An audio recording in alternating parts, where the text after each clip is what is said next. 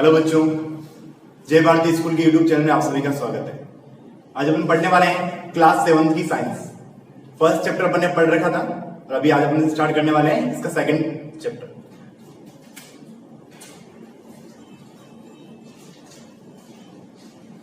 Second chapter अपने पास में प्राणियों में पोषण। प्राणियों में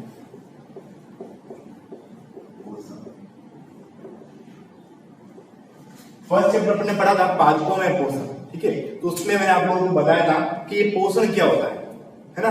तो उसमें मैंने आपको डिस्कस किया था पोषण क्या होता है। तो पोषण अपन किसे कहेंगे, जो पोषक तत्वों को ग्रहण करने की प्रक्रिया होती है उसे अपन लोगों ने क्या नाम दिया है, पोषण नाम दिया है। कि मतलब पोषक तत्वों को ग्रहण करने की प्रक्रिया को अपन क्या कहते हैं, पोषण कहते हैं। अब पोषक तत्व कौन कौन से होते हैं अपन ने डिस्कस किया था, कार्बोहाइड्रेट, विटामिन, खनिज लवण, प्रोटीन, वसा, जल, ये सारे क्या होते हैं, पोषक तत्व होते हैं। तो इन पोषक तत्वों को ग्रहण करने की जो प्रक्रिया है उसे अपन लोग क्या कहते हैं, पोषण कहते हैं, ठीक है। तो पादपों के अंदर अपन ने डिस्कस कर लिया था। अभी अपन पढ़ने वाले हैं प्राणियों के अंदर पोषण। कि प्राणी जो होते हैं, जो जीव होते हैं, जीव जंतु जो होते हैं, वो पोषण किस तरीके से करते हैं उसके बारे में अभी अपन डिस्कस करने वाले हैं, ठीक है। तो ये मेन जो प्रोसेस होता है उसको अपन लोग बोलते हैं अंतर्ग्रहण की तकनीक, अंतर्ग्रहण, ठीक है। तो अंतर्ग्रहण क्या होता है कि जो पोषक तत्व होते हैं उनको ग्रहण करना, तो पोषक तत्व होते हैं उनको ग्रहण करना, ठीक है। उसे अपन लोगों ने वैसे नाम दे रखा है ऑलरेडी कि इसको अपन लोगों ने क्या कहा है, पोषण कहा है, ठीक है। तो ये जो घटना होती है वो किसके द्वारा होती है, पाचन की क्रिया के द्वारा होती है। प्राणियों में पोषण पाचन के द्वारा होता है। और पाचन किसे कहते हैं, जो भी जटिल पदार्थ होते हैं, जटिल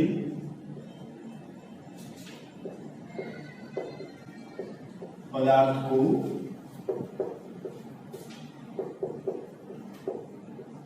छोटे छोटे कणों में तोड़ना।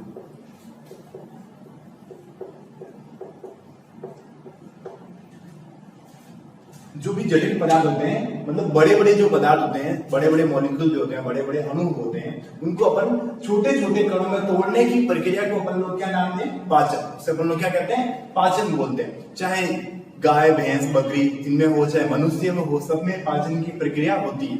सब में क्या होता है, पाचन की प्रक्रिया होती है, ठीक है। तो अभी अपन इस चैप्टर के अंदर अभी अपन पहले डिस्कस करेंगे कि मानव में पाचन, क्या मानव में पाचन किस प्रकार से होता है, ठीक है। बाकी उसके बाद में अपन नेक्स्ट अपन डिस्कस करेंगे जैसे जो जीव जंतु होते हैं उनके अंदर पाचन किस प्रकार से होता है, ठीक है। तो अपन पहले अपन डिस्कस करने वाले हैं मानव में पाचन।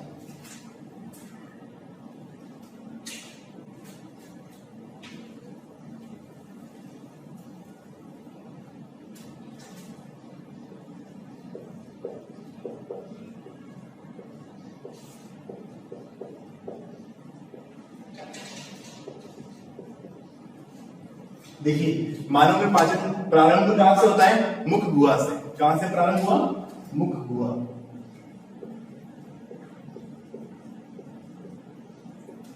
हमने बोल दिया कि मुख गुहा से क्या हो गया, पाचन स्टार्ट होता है, ठीक है। तो मुख गुहा के अंदर दो पार्ट आते हैं, एक तो आते हैं दांत और एक आती है जीभ। इसके अंदर कितने पार्ट हो गए, दो पार्ट। तो हो गया अपने पास में दांत और एक होगी जीभ,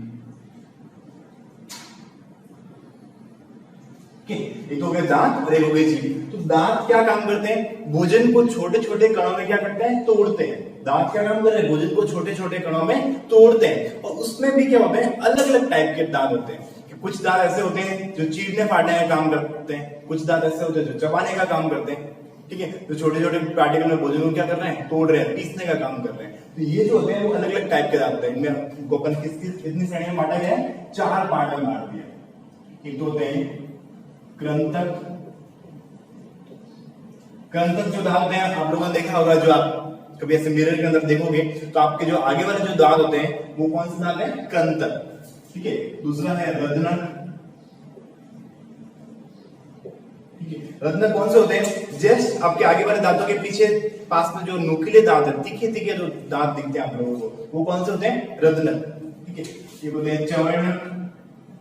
पहले आता है अग्रचवर्णक,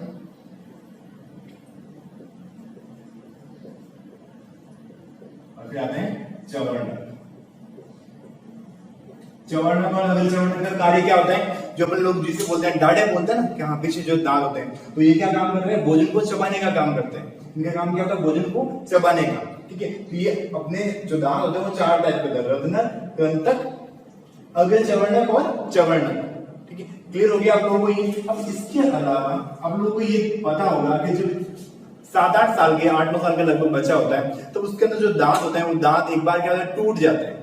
वो दांत क्या होते हैं, एक बार टूट जाते हैं, तो उन दांतों को हम लोग क्या बोलते हैं, दूध के दांत। वो कैसे होते हैं, दूध के दांत।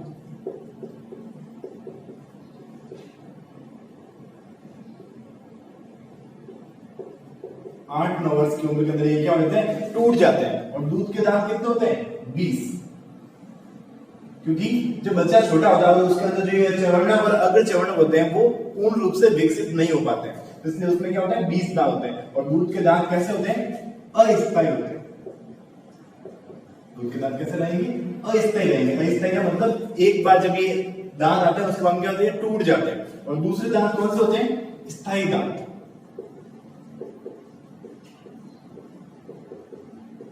स्थायी दांत कितने होते हैं, 32 कहा जाता है, लेकिन आज प्रेजेंट टाइम के अंदर ये जो दांत होते हैं वो 30 ही होते हैं, 30 या 28 ही मिलेंगे आप लोग, ठीक है। तो ये जो दांत है वो कैसे होते हैं, स्थायी दांत होते हैं। और स्थायी दांत एक बार टूट गए तो फिर वापस नहीं आते हैं, ठीक है। स्थायी दांत जो होते हैं वो एक बार टूटने के बाद में वापस नहीं आते, इसलिए इसका नाम भी क्या है, स्थायी दांत। ये वापस जैसे एज जलती रहती है, बुढ़ापे में ये क्या होते हैं, स्थायी दांत टूटने लग जाते हैं, ठीक है। तो ये दांतों के अपने टाइप पड़े, एक दूध के दांत होते हैं और एक स्थायी दांत होते हैं। दूध के दांत कितने होते हैं, 20, और स्थायी दांत कितने होते हैं, आजकल कितने होते हैं, 30 या 28। तो आप लोगों को सिर्फ 30 या 28 ही क्यों होते हैं, क्योंकि पहले के जमाने में जो पीछे जो अकल डांट जो होती थी, सब लोग अकल डांट बोलते हैं, वो क्या हो गया है, अवशेषी अंग हो गया है, वो अभी नहीं आ रही है अकल डांट।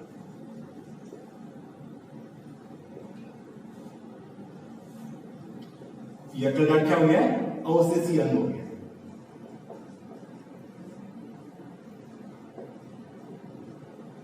अब अवशेषी अंग क्या होते हैं, वे अंग जो अभी प्रेजेंट टाइम के अंदर हमारे शरीर के द्वारा उपयोग में नहीं आ रहे हैं, इसलिए उसको अपन ने किस श्रेणी में लिया, अवशेषी अंग में ले लिया।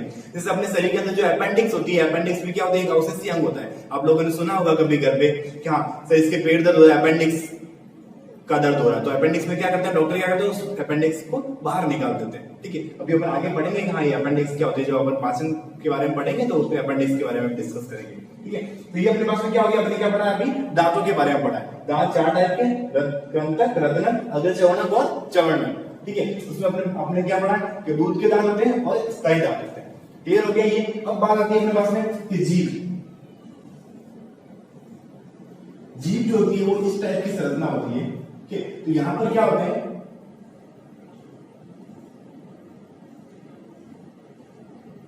इस टाइप की संरचना होती है,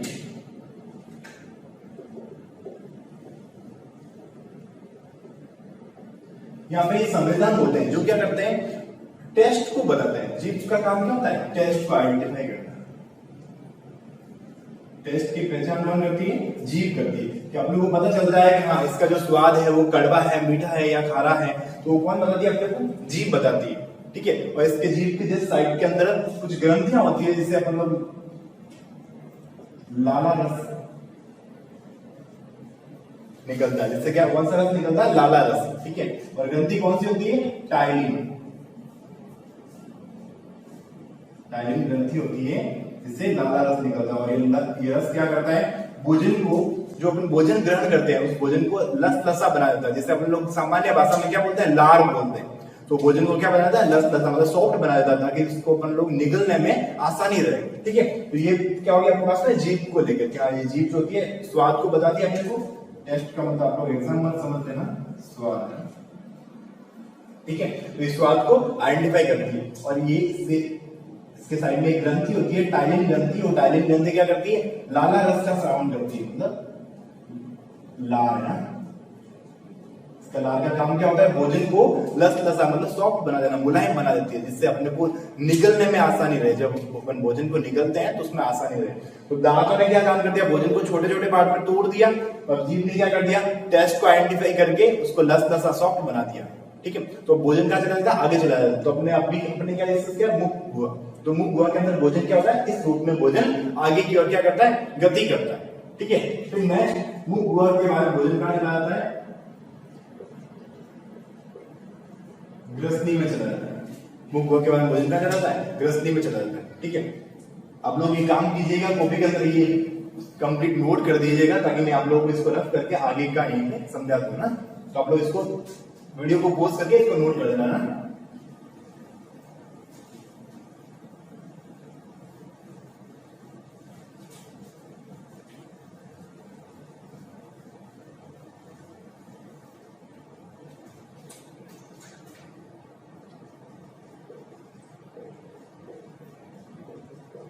मुंह हुआ के बाद भोजन कहां चला गया, ग्रसनी। ठीक है, अभी ग्रसनी जो होती है वो ग्रसनी दो पार्ट में डिवाइड होती है। ग्रसनी जो होती है दो पार्ट में डिवाइड होती है, एक तो श्वास नाल होती है और एक ग्रास नाल होती है, जो भोजन की जो अपन जिसमें भोजन गति करता है। ठीक है, तो ये ग्रसनी के अंदर क्या होता है, दो होती है, एक तो क्या होती है श्वास नलिका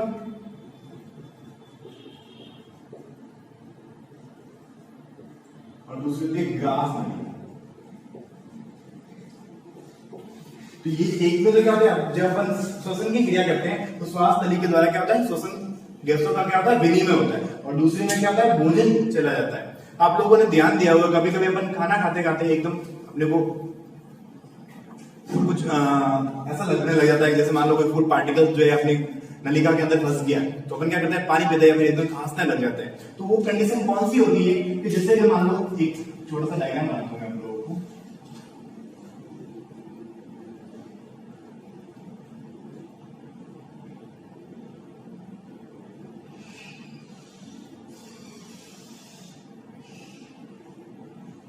ठीक है, देखिए ये इस तरीके की क्या होती है, ग्रसनी होती है। ये आगे वाली तो क्या है, श्वास नली, ये आगे वाली क्या है, श्वास नली, और ये पीछे वाली क्या है, ग्रास नली। तो ये एक पल्ला होता है, एक ढक्कन होता है, इस ढक्कन को बोलते हैं अपन लोग गांठी ढक्कन, गांठी ढक्कन। अब देखिए इस गांठी ढक्कन का काम क्या होता है कि जब अपन भोजन को ग्रहण करते हैं तो पार्टिकल जो जैसे अपन भोजन ग्रहण करते हैं तो ये गांठी ढक्कन होता है, ये क्या करता है, श्वास नली को बंद कर देता है। गांठी ढक्कन श्वास नली को क्या करता है, बंद कर देता है, ताकि कोई भोजन का कण इस श्वास नली के अंदर नहीं चला जाए, भोजन का कण इस श्वास नली के अंदर नहीं चला जाए, तो ये क्या करता है, बंद कर देता है। लेकिन कभी कभी क्या होता है, कोई भोजन का कण इस श्वास नली के अंदर चला जाता है तो अपने को क्या लगता है, अपने को ऐसा लगता है अपन एकदम खांसने लग जाते हैं, ताकि हम जैसे अपन पानी पीते हैं तो भोजन का नीचे चला जाएगा, और या फिर अपन खांसेंगे तो क्या होता है, खांसने की वजह से वो भोजन का जो पार्टिकल प्रेशर की वजह से, फोर्स की वजह से बाहर आ जाता है। ठीक है, तो इस वजह से होता है, अपने खांसते वगैरह वो किस वजह से होता है, तो भोजन का जो कण होता है वो इस श्वास नली के अंदर चला जाता है। तो इसको रोकने के लिए कौन सा ढक्कन होता है, गांठी ढक्कन होता है, जैसे अपन लोग यहाँ पे रहता है, इसको इंग्लिश में बोलते हैं एपिग्लोटिस,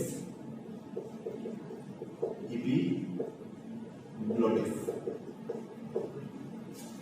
ठीक है, तो ये आपको समझ में आ गया ये बात कि हाँ श्वास नली में ये होता है। अब देखिए भोजन ग्रास नली में क्या होगा, ग्रास नली से भोजन क्या होता है, नीचे जाता है। अभी ग्रास नली में जो भोजन जाता है वो इस तकनीक के से जाता है, क्रमानुकुंचन गति।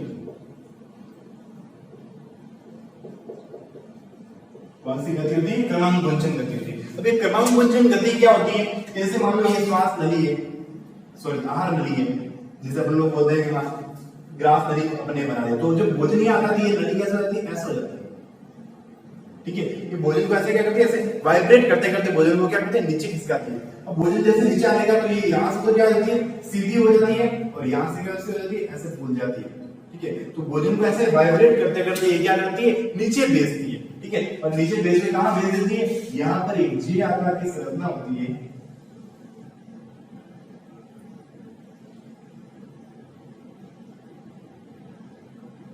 यहाँ पर ऐसे जी आकार की संरचना होती है, जिसे अपन लोग बोलते हैं आमाशय, जिसे अपन लोगों ने क्या नाम दिया, आमाशय। ये जी आकार की संरचना है जिसे आमाशय बोलते हैं। अब यहाँ पर क्या होता है, यहाँ पर इस तरीके के लगे होते हैं ताकि भोजन जो होता है वापस बाहर नहीं निकल जाए। जैसे बॉल में लगे होते हैं, जैसे ऐसे लगे हैं बॉल, भोजन अंदर तो नीचे तो चला गया, जैसे ऊपर आने लगता है ये ऐसे बॉल बंद हो जाते हैं। तो जैसे ये मान लो अपने बोल दिया यहाँ से ऐसा लगाना है, जैसे भोजन अंदर आ गया वैसे वापस आने लगता है, ये क्या होता है, ऐसे बाहर हो जाता है। इसलिए ऐसा नहीं होता है अगर मान लो अपन ने खाना खा लिया, किसी ने पकड़ के उल्टा कर दिया तो खाना बाहर आ गया, नहीं आता ना ऐसे, क्यों नहीं आता? क्योंकि यहाँ पर क्या लगे हैं, वॉल्व लगे हुए हैं। तो वॉल्व क्या करते हैं, इसको ऐसे रोक के रखता है खाने को। अब इसके अंदर एक स्लेस्मा की लेयर होती है,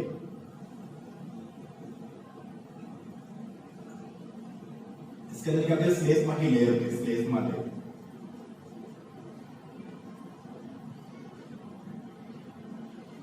ठीक है, इसके अंदर क्या होता है, स्लेस्मा का आवरण होता है। तो स्लेस्मा का आवरण क्या करता है, क्योंकि इसके अंदर एक अम्ल होता है जिसे बोलते हैं HCl। ये कौन सा अम्ल होता है, हाइड्रोक्लोरिक अम्ल, हाइड्रोक्लोरिक अम्ल। ठीक है, हाइड्रोक्लोरिक अम्ल एक तरीके का तेजाब होता है। अगर मान लो अगर इसको अपन अपने शरीर पे गिरा देना तो अपने जो स्किन जो है वो पूरी जल जाएगी, ऐसे स्किन टूट के नीचे गिर जाएगी। ठीक है, तो फिर भी ये क्या होता है, अपने शरीर के अंदर पाया जाता है। और ये क्या काम करता है कि जो भी भोजन के साथ में जो भी ऐसे छोटे छोटे सूक्ष्म जीव होते हैं वो भोजन के साथ अंदर चले जाते हैं, उनका क्या करता है, ये भक्षण करता है, उनको मार देता है। और भोजन का क्या करता है, भोजन को पाचन की क्रिया में क्या करता है, हेल्प करता है। इसके अंदर ऐसे जो तत्व होते हैं जैसे रेनिन है, पेप्सिन है, वो क्या करते हैं, भोजन को पचाने में हेल्प करते हैं। क्या काम करते हैं, वो भोजन को पचाने में हेल्प करते हैं। ठीक है, उसके बाद जैसे भोजन 2-3 घंटे तक इसमें रहता है, भोजन पच जाता है, तो भोजन क्या आ जाता है, यहां से बाहर निकल जाता है।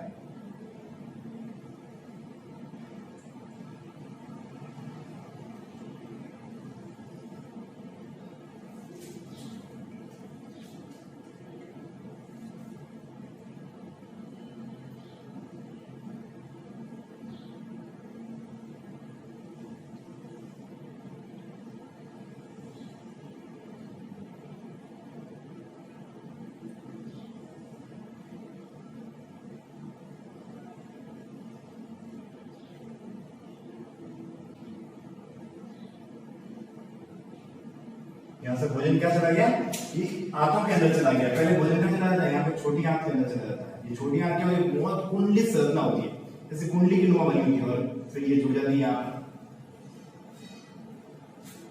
ठीक है, अब देखिए ये जो है ये कौन सी है, छोटी आंत, छोटी। और ये जो बड़ी वाली है इसे अपन लोग बोलते हैं बड़ी आंत। ये जो है वो है मलाशय। ठीक है, देखिए यहां पर ये छोटी एक अंगुली नुमा संरचना दिख रही है, यहां पर ये अंगुली जैसी संरचना दिख रही है, इसे अपन लोग क्या बोलते हैं, अपेंडिक्स। हिंदी में बोलते हैं परिसेसिका। अपेंडिक्स को हिंदी में क्या बोलते हैं, परिसेसिका। इंग्लिश में बोलते हैं अपेंडिक्स।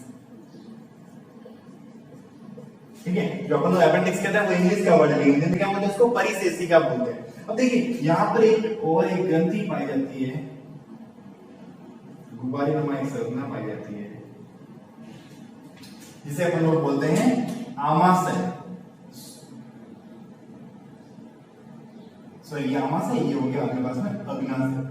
अग्नाशय, ये क्या हो गया, अग्नाशय। अब देखिए अपने शरीर की सबसे बड़ी ग्रंथि कौन सी होती है, यकृत। अपने शरीर की सबसे बड़ी ग्रंथि कौन सी होती है, यकृत। अपन कहेंगे सर ये यकृत कहां पाया जाता है, ये यकृत यहां पर पाया जाता है। यकृत ग्रंथि यहां पर पाई जाती है, तो यहां पर ये यकृत जो होता है ये भी क्या होता है, इससे जुड़ा रहता है।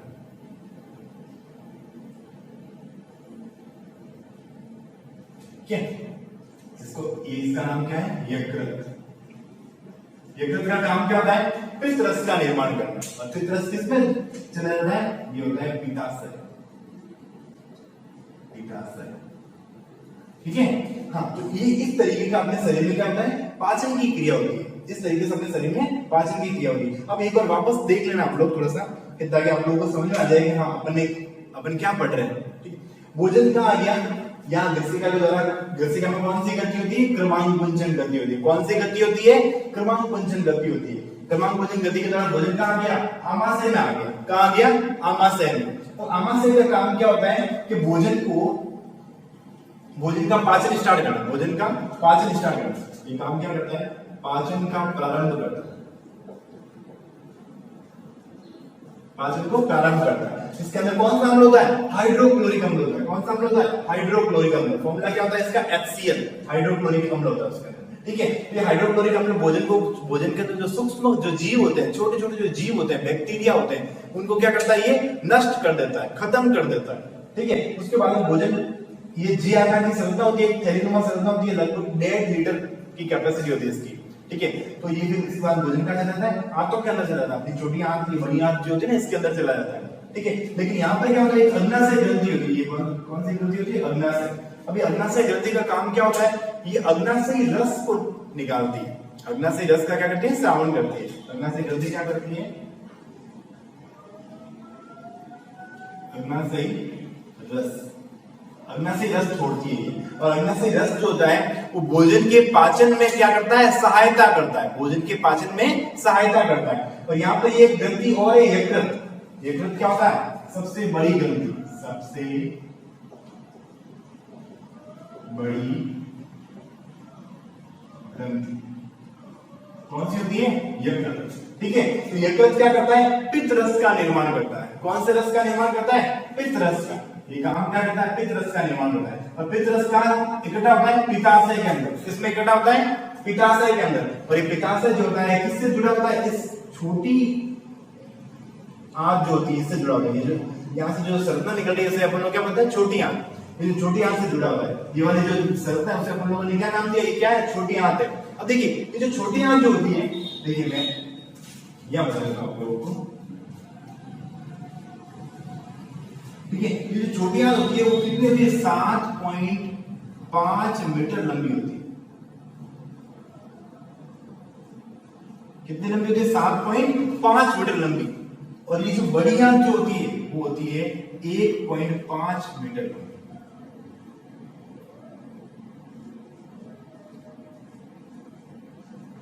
ठीक है। तो इसका मतलब क्या हो गया, इन दोनों की कितनी होगी, लगभग 9 मीटर हो गई।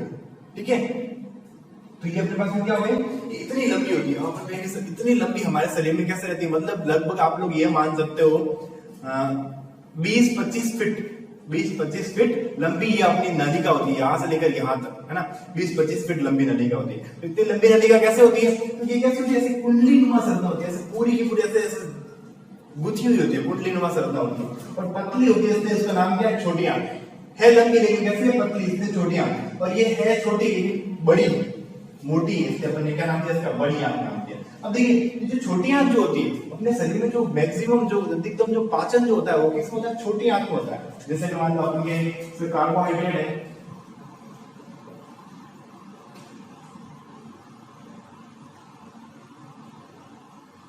ग्लूकोज में टूट जाता है, वसा है, वसी अम्लों में टूट जाती है, प्रोटीन है, अमीनो अम्लों में टूट जाता है। ठीक है। तो ये पोषक तत्व है। ये पोषक तत्व क्या होता है, ये सब कुछ किसमें हो रहा है, छोटी आंत में हो रहा है।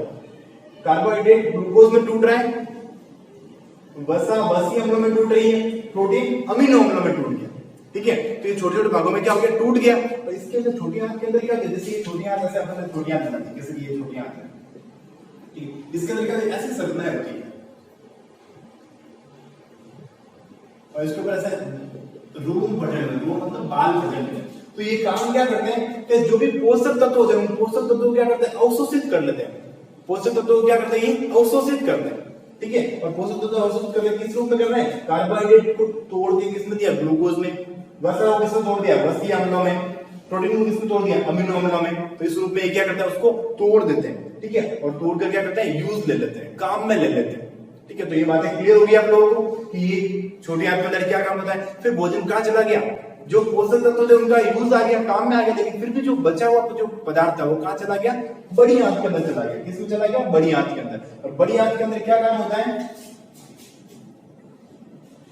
जल और खनिज लवण का अवशोषण। बड़ी आंत क्या कर रही है, जल और खनिज लवणों को क्या कर रही है, अवशोषण कर रही है। बड़ी आंत से दो चीजों का अवशोषण कर रही है, जल व खनिज लवण। बाकी कार्बोहाइड्रेट, प्रोटीन, वसा, विटामिन सबका अवशोषण किसने कर दिया, छोटी आंत ने कर दिया।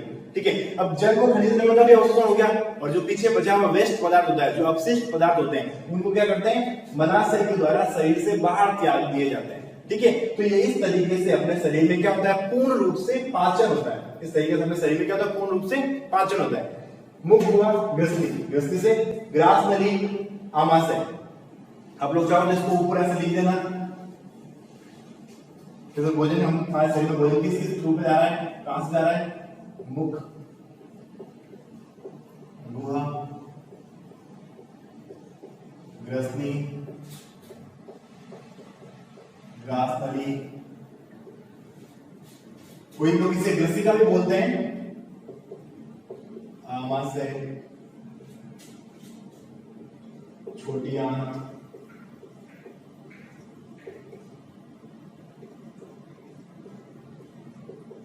बड़ी आंत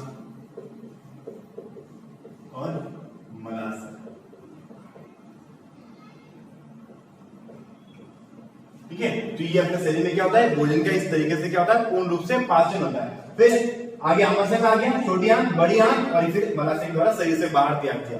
और ये जो ग्रंथियां होती है वो क्या करती है, भोजन के पाचन में क्या करती है, सहायता करती है। भोजन के पाचन में क्या कर रही है, ये सहायता कर रही है। तो आप लोग बोलते हैं आपने तो कहा था ना, ये अपेंडिक्स को बाद में डिस्कस करेंगे। अपेंडिक्स क्या होती है, पुराने समय में क्या होता था कि जो जीव लोग जो थे उन्हें भोजन प्रॉपर्ली नहीं मिल पाया था, वो क्या करते, पेड़ पौधों की पत्तियां, छाल वगैरह उनको खाते थे। तो उसमें क्या होता है, सेलुलोज होता है, उसमें क्या होता है, सेलुलोज। तो सेलुलोज का पाचन ये अपेंडिक्स करती थी। सेलुलोज का पाचन कौन करती थी, ये अपेंडिक्स करती थी। अब आजकल क्या हो गया, लोग पेड़ पौधों की पत्तियां वगैरह नहीं खाते हैं, लोग पेड़ पौधों की पत्तियां छाल वगैरह नहीं खाते हैं, तो अपेंडिक्स क्या हो गई, अवशेषीय अंग हो गई। ये क्या हो गई, अवशेषीय अंग।